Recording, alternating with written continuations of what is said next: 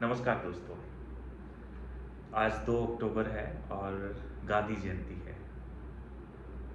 और इस खूबसूरत दिन को मैं आप लोगों तक कुछ छोटी-छोटी कहानियाँ शेयर करके इस दिन का उत्सव मनाना चाहता हूँ। गांधी एक व्यक्तित्व नहीं है, गांधी एक नाम नहीं है। Gandhi itself a message. His entire life is a message. आप जब गांधी को थोड़ा समझेंगे, पढ़ेंगे, मैं उस गांधी की बात नहीं कर रहा जो 1920 के बाद का गांधी था। मैं उस गांधी की बात करूंगा जो गांधी बनने का प्रोसेस था।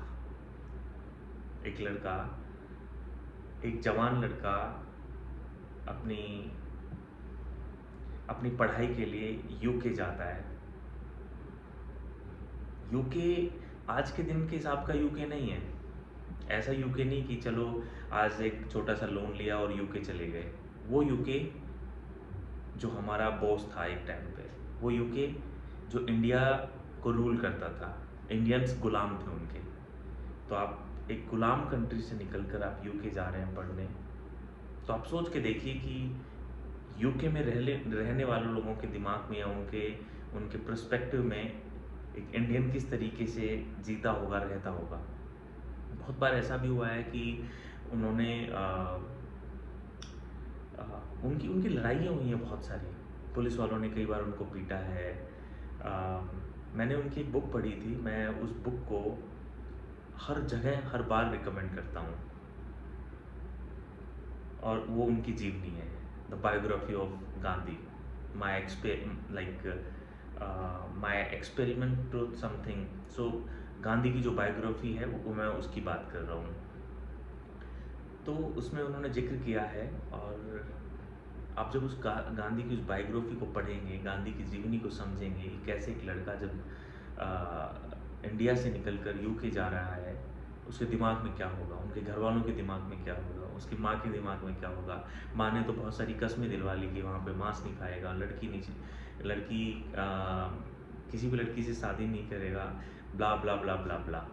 उसके बाद वो जाता है, कमरा लेता है, स्टोव चला के अपना खाना बनाता है और नए शहर में अजनबियों की तरह रहता है। बहुत सारे दोस्त नहीं हैं, बहुत सारी चीज़ें नहीं हैं। तो हम उनके जीवन से ये संघर्ष को समझते हैं कि कैसे इंडिया से निकलकर यूके में जाके अपने आप को स्ट्रगल करता है खाने को लेके। खाने को लेकर मैं इसलिए स्ट्रगल बोल रहा हूँ कि आज के दिन मोस्टली लोग मांसाहारी हैं और किसी भी देश में जाके मांसाहार करते हैं और एंजॉय करते हैं और आराम से रहते हैं। बट जिस गांधी को उसकी माँ ने कसम दिलाई थी, उस गांधी को मांसाहार नहीं करना था। वो शाकाहारी थे और शाकाहारी होने के नाते उन्होंने कभी भी मांस मच्छी को हाथ नहीं लगाया। और इसीलिए उन्हें खाने में बड़ी दिक्कत हुई, क्योंकि जिस देश में थे वहाँ शाकाहारी नाम का ऐसा कुछ था ही नहीं कुछ। सब लोग मांस खाते थे। सो बड़ी प्रॉब्लम होती थी, बट उस प्रॉब्लम से निकलते हुए उन्होंने अपने आप को सर्वाइव किया। एक छोटे से कमरे में बैठ के पैसों को बचाना, स्टोव चलाना, खाना बनाना और अंग्रेज़ों के बहुत सारे ताने सुनना। कई कई ऐसे भी केस हुए जिसमें वो पुलिस से पिटा भी है, बहुत अच्छे लेवल पे। और वहाँ पे उन्होंने एक एक बहुत ही बड़ी कमजोरी पाई कि यार मैं अकेला हूँ और ऐसे तो काम नहीं चलेगा।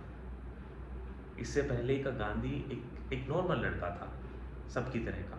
गांधी नहीं था, एक लड़का था। वहाँ उन्होंने देखा कि ऐसे काम नहीं चलेगा और उन्होंने अपने अपने संघर्षों से जीत पाई कि यहाँ पे कुछ तो करना पड़ेगा। और उन्होंने शाकाहारी क्लब की एक मैं हमेशा बोलता हूँ कि पावर अगर जनरेट करनी है तो आपको अपने पीछे लोग लाने होंगे, लाइक माइंडेड लोग। और जब लाइक माइंडेड लोग आते हैं तो आपका एक समूह बनता है, एक ग्रुप बनता है, एक स्ट्रेंथ बनती है, पावर बनती है। उन्होंने शाकाहारी लोगों का एक क्लब बनाया और उस क्लब को मैनेज करने लगा।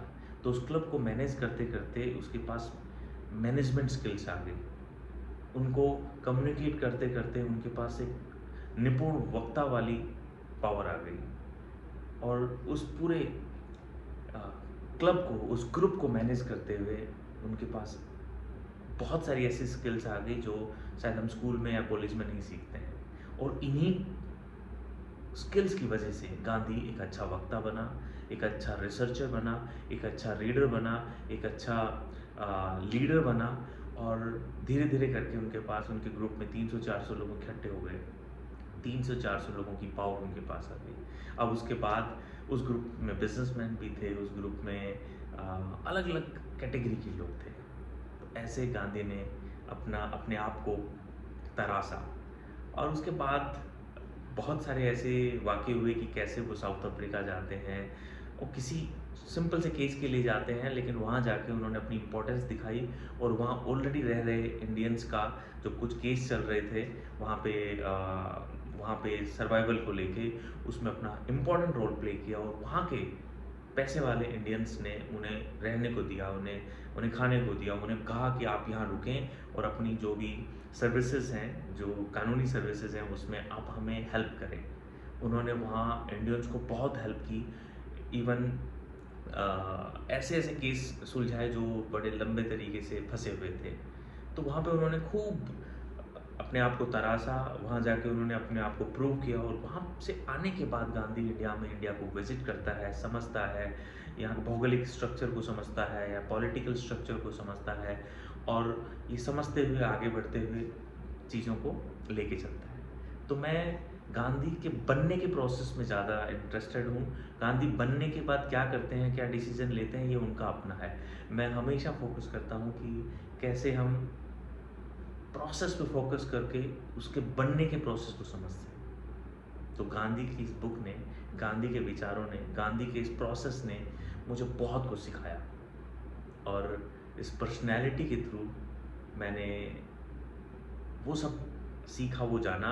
और मुझे आज इतना कॉन्फिडेंस इसीलिए रहता है कि एक छोटा सा हार्ड मास का बच्चा, एक छोटा सा पतला दुबला आदमी इस लेवल का गेम कर सकता है, इस लेवल पे काम कर सकता है, पहुंच सकता है। कैसे पूरी दुनिया को हिला दिया। अभी मैं एक बुक पढ़ रहा हूँ एनी फ्रैंक की। एक 14-15 साल की लड़की अपने जब हिटलर जूस को मार रहा था, तो 2-3 साल वो अंडरग्राउंड रहे और उस पूरे अंडरग्राउंड के तहत उन्होंने अपनी बुक लिखी। उसमें भी उन्होंने गांधी का जिक्र किया है, the real freedom fighter of India. आज गांधी अनशन पे है। 10 दिन के बाद आज गांधी ने अनशन तोड़ दिया। तो आप समझ सकते हो कि 2042 और 43 में जब गांधी यहाँ लड़ रहा था, तो उसकी खबर यूरोप में थी। और यूरोप में जो लड़ाई जिस तरीके से चल रही थी जूस की, वो लोग इसको इस तरीके से लेके जा रहे थे। ऐसे नहीं जाया जाता कि इंडिया में ये हो रहा है तो वहाँ पे क्या चल रहा है। इसके पीछे बहुत बड़ी ताकत लगती है, बहुत बड़ा एक प्रोसेस लगता है। उसके लिए उतना बनना पड़ता है कि एक यूरोप में एक लड़की बैठी है और गांधी का जिक्र चल रहा है, कैसे हो सकता है। इसके पीछे बहुत बड़ी बात है, बहुत बड़ी ताकत है, बहुत बड़ा प्रोसेस है। इसलिए गांधी को समझना, गांधी के जीवन को समझना, गांधी बनने के प्रोसेस को समझना बहुत अमेजिंग है। और वहाँ से ही मैंने क्लब कैसे बनाते हैं, पावर कैसे जनरेट करते हैं, कंटेंट कैसे बनाते हैं, स्पीकिंग कैसे सीखते हैं, टीमों को मैनेज कैसे करते हैं, लोगों को मैनेज कैसे कर सकते हैं, और हार्ड से हार्ड काम को कैसे इजीली समझ सकते हैं, दुनिया कैसे घूम के समझते हैं, किताबें कैसे पढ़ते हैं, बहुत सारी चीज़ें सीखी। तो मेरे लिए गांधी बहुत इम्पोर्टेंट है। और मेरे जीवन में मैंने जो पाया है उसमें बहुत सारे राइटर्स का, बहुत सारे पर्सनैलिटीज़ का हाथ है। उनमें गांधी भी एक है जिन्होंने मुझे सिखाया, मुझे बनाया। तो आज 2 अक्टूबर को गांधी जी को नमन। Thank you. जय हिंद।